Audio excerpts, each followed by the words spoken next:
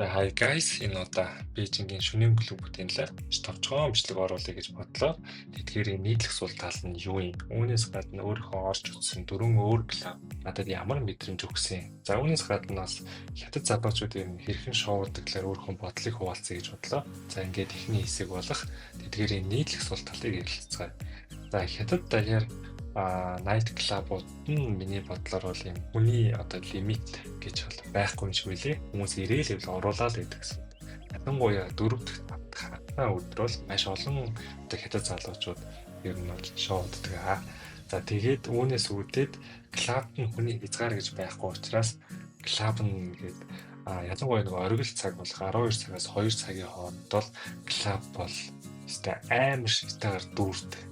За энэ үүнээс үүдээд та бараг л мөрөө эргүүлэх зайгүй бүжиглэх ямар боломжгүй болцдог. Тэгээд та уух юм авах те ариун цэвэр рүү явахад маш их хүчин чармаалт гарах хэрэгтэй болцдог гэсэн.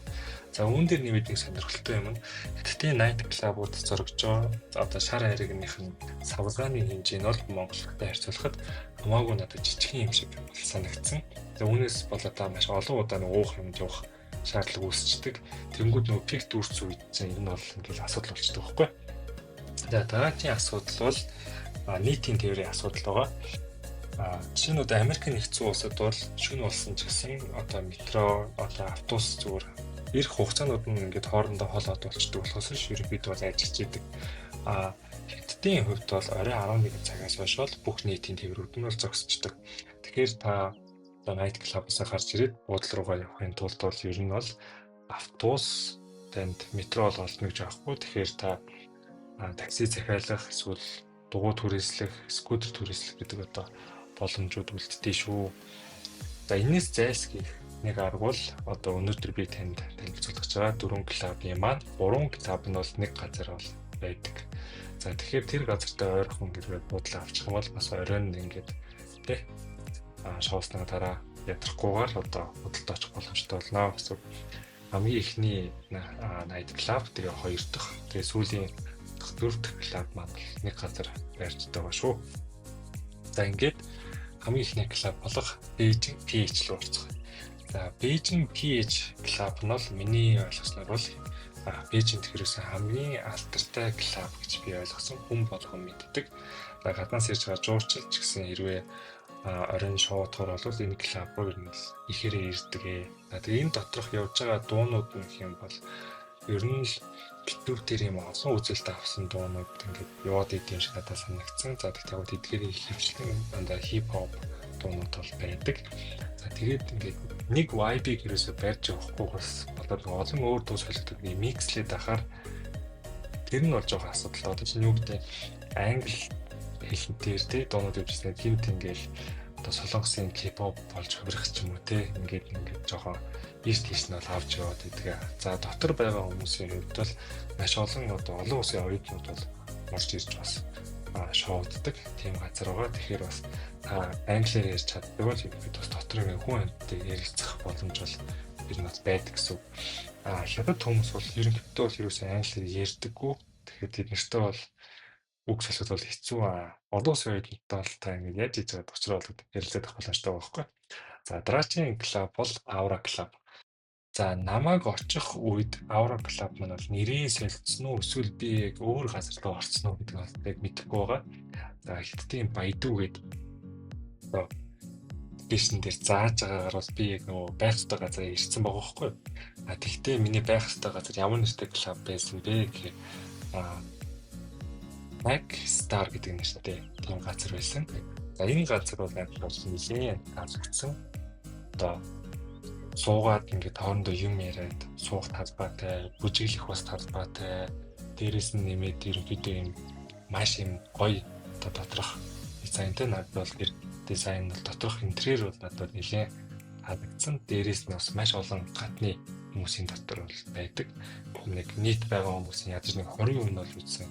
Англиар ярьдаг хүмүүс байдаг. Тэгэхээр бас та ер нь бол ярилцах автобустай тий хүн чинь үнтэй танилцах юм тийм боломж байна. Vibe хувьд бол энэ жоохон тийм West Coast юм стейжтэй нэлээд бас юм англи хэл дээр дуунууд явдаг. Тэгэхээр та бас ингээд энэ мэддэг юмуд явах магадлалтай учраас ер нь бол энд халамжтай байх байхаа гэж бодож байна. За цагийн хуваарийн хувьд бол эднийх бол ерөөсөө амардаггүй нэгтгэхээс өртөл 7-7 өдөр 29:39-аас эхлээд үүрийн 6 цаг хүртэл ер нь бол ажилтдаг тийм газар байна. Яа, дараагийн газар бол Sensation. Энэ газар бол өмнөх 2 газартай харьцуулахад бол харьцангуй надад жижигхэн газар шиг санагддаг. Өмнөх 2 газар бол ийм нэлээд том байдлага байдаг байхгүй юу? Энэ газар бол жижигхэн. Гэхдээ уух юмны сонголт ихтэй, илүү жоохон тийм лаунж талбайгаа шиг надад санагдсан. Тэгээд коктейл нь бол үнэхээр дайжгүй, бүжиглэх талбайд бас мэдээж байгаа. Нэг илүү ийм одоо тий ухаан газрын яг клуб юм уу, яг тийм интернэшнл бол биш юм шиг надад бол санагдсан тийм газар байгаа. Ялангуяа ганцаараа явж байгаа үед бол чудад надад бас их зүгээр газар гэж бодож байна. За эхний нэг PHP бол маш том бүжгийн талбайтай байсан. За хоёр дахь нь бол тийм том биш ч гэсэн өөрсдийн vibe-тэй арай нэг тийм газар. Гурав дахь нь бол жижиг бүжгийн талбайтай, жоохон лаунж маягийн гэхдээ уух юмны төрөл бол маш тийм газар байсан гэсэн юм шиг. За сүүлийн газар бол дөрөв дахь газар. За дөрөв дахь газрын нэр нь бол надад нэлээд сонирхолтой санагдсан. Karaoke and Funk гэдэг нэртэй. Бид нар бол нөгөө karaoke гэдэг үг чинь Оросоос авсан дандаа тий Орос үсгээр бичигддэг. Бүгд тийм Монгол үсгээр гэсэн бичигддэг. Энийг болохоор нөгөө англиар бичсэн байсан байхгүй. Тэр нь бол надад нэлээд анх очихдоо сонир санагдчихсан. За өмнөх 2 газар шиг бол нэлээд том газар. Энэ газар бол. За тэгээд юугаараа өөр юм бэ гэх юм бол бүжиглэх талбайнууд маш жижигхэн.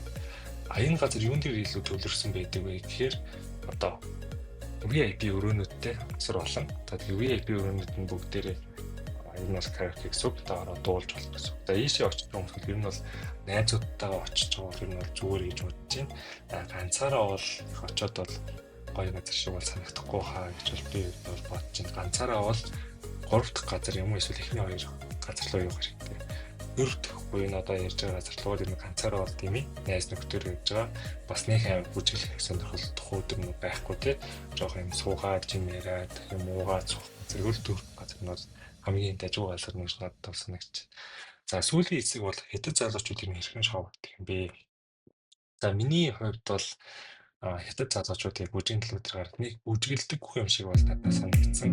Энэ видео дуух юм барайл тэгэл асуугаад тохиол тэгсэгээл тэр нь байж идэг. Тийм учраас нөгөө хит дүүрсэн ч гэсэн нэг гоншоноод асуудал юм шиг. Тэднэрт бол санагддаг юм шиг байна.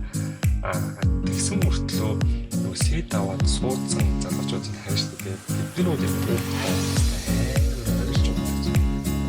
Орсоо юм яриад тэгж байна. Тэгсэн мөртлөө бүжиглэх гэдэг нь аймаар тийм хүмүүс шүү надад мэдэрч өгсөн. За тэгээд дараагийн хамтлагаар